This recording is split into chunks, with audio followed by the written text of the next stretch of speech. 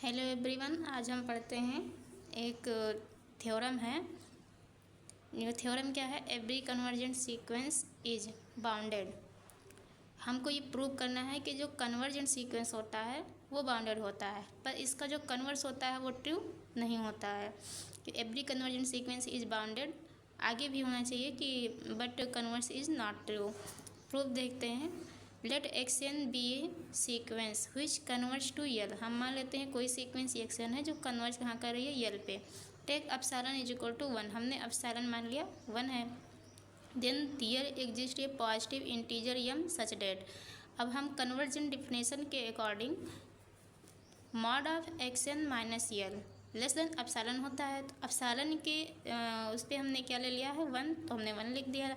Mod of x n minus l less than 1 for every n greater than और equal to m. अब इसका neighbourhood निकाल लें। L minus epsilon less than x n यो less than l plus 1, मतलब l minus 1 less than x n less than l plus 1 for every n greater than और equal to m. अब let हम मान लेते हैं k1 is equal to min x1 comma x2 comma dot dot xm minus 1 comma L minus 1, और k2 मान लेते हैं max x1 comma x2 dot dot xm minus 1 comma L plus 1। अब देखते हैं आगे। सिंस ये बाउंडेड सीक्वेंस के अकॉर्डिंग है, x1 लेस देन और equal to xn less than और equal to k2, k1 less than और equal to xn less than और equal to k2 for every n belongs to capital N। Hence by definition of bounded sequence, हम bounded sequence के definition के according देखते हैं।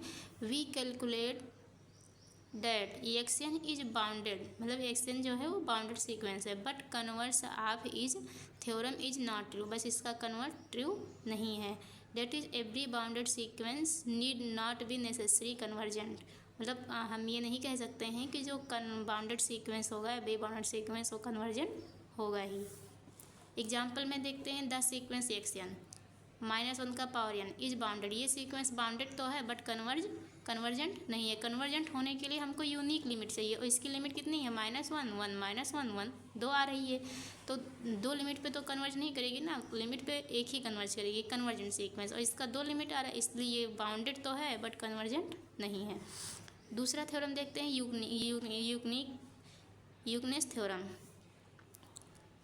Theorem. Every convergent sequence has unique limit. इसको हम एक तरीके से और कह सकते हैं, a sequence can not converge to more than limit point. मतलब कोई सीक्वेंस होगा उसका यूनिक लिमिट होगा, वो एक लिमिट पॉइंट से 2 लिमिट पॉइंट उसका मतलब एक से ज़्यादा नहीं हो सकता है। प्रूफ देखते हैं। Let x n be a sequence converge to 2 limit point. मान लो हम ये मान लेते हैं कि कोई सीक्वेंस है जो 2 लिमिट पॉइंट पे कन्वर्ज कर रही है। Then we have to prove that, तो हमको ये प्रूव करना है that the sequence x n has unique limit point. तो हमको लिमिट्स, तो हमको ये प्रूव करना है कि सीक्वेंस जो होगा उसका यूनिक लिमिट होगा। तो ये 2 लिमिट पॉइंट पे कन्वर्ज करिए, तो L1 को हम L2 के इक्वल मान लेते हैं। Now since x n converge to L, हम मान लेते हैं कि जो एक्सएन है वो कन्वर्ज कर रहा है L1 पे। Therefore for given epsilon greater than 0 there exist a positive integer m1 such that. ये कन्वर्जेंट डिफिनेशन के according mod of x n minus L1 less than epsilon by 2 l. जैसे कन्वर्जेंट डिफिनेशन में क्या होता था? Mod of x n minus l less than epsilon, तो हमने L1 मान लिया और यहाँ पे अपसालन बाई 2 कर दिया। हम अपसालन लिखें अपसालन बाई 2 लिखें, कोई दिक्कत नहीं है। फॉर एवरी n ग्रेटर और इक्वल टू m1, इसको क्वेश्चन नंबर फर्स्ट मान लेते हैं। सिमिलरली हम L2 के लिए भी कर लेते हैं। एक्सएन कन्वर्ज टू L2, हम मान लेते हैं कि एक्सएन जो है कन्वर्ज कर रहा है L2 पे।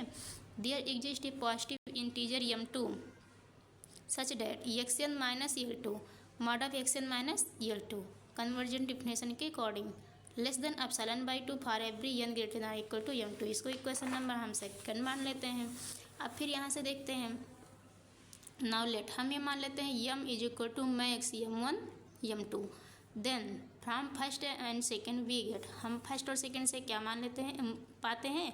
Mod of x n minus L1 less than epsilon by 2 और mod of x n minus L2 less than epsilon by 2 for every n greater और equal to m।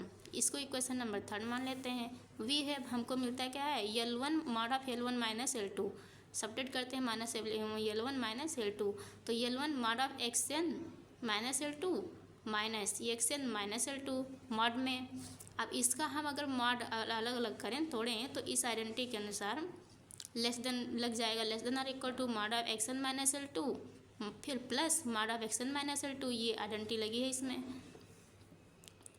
Less than इसकी वैल्यू क्या है ε/2, इसकी वैल्यू क्या है ε/2, तो दोनों को ऐड कर देंगे तो आएगा epsilon, that is mod of L1 minus L2 less than epsilon for every n greater than equal to m। Epsilon एक आर्बिट्ररी है जो कन्वर्ट कहाँ है, 0 पे। अब सिंस दैट इज मान लेते हैं L1 minus L2 less then 0, mod of Ln minus L2 less then 0, क्योंकि ये आर्बिट्ररी है तो इसको हम 0 मान लेते हैं। Mod of L1 minus L2, लेकिन mod of L1 minus L2 greater than 0 होता है, क्योंकि एप्सिलॉन क्या होता है, एवरी एप्सिलॉन ग्रेटर देन 0 होता है ना। तो mod of L1 minus L2 is equal to 0, तो there L1 minus L2 is equal to 0, mod हटा दिए इज इक्वल टू 0, तो L1 is equal to L2, hence the limit of sequence is unique. तो हमको ये मिल गया कि जो सीक्वेंस का लिमिट होगा क्या होगा, यूनिक होगा। थैंक यू स्टूडेंट, अगर आपको ये वीडियो अच्छी लगी हो तो लाइक सब्सक्राइब ज़रूर करें। थैंक यू, हम मिलते हैं अगले वीडियो में।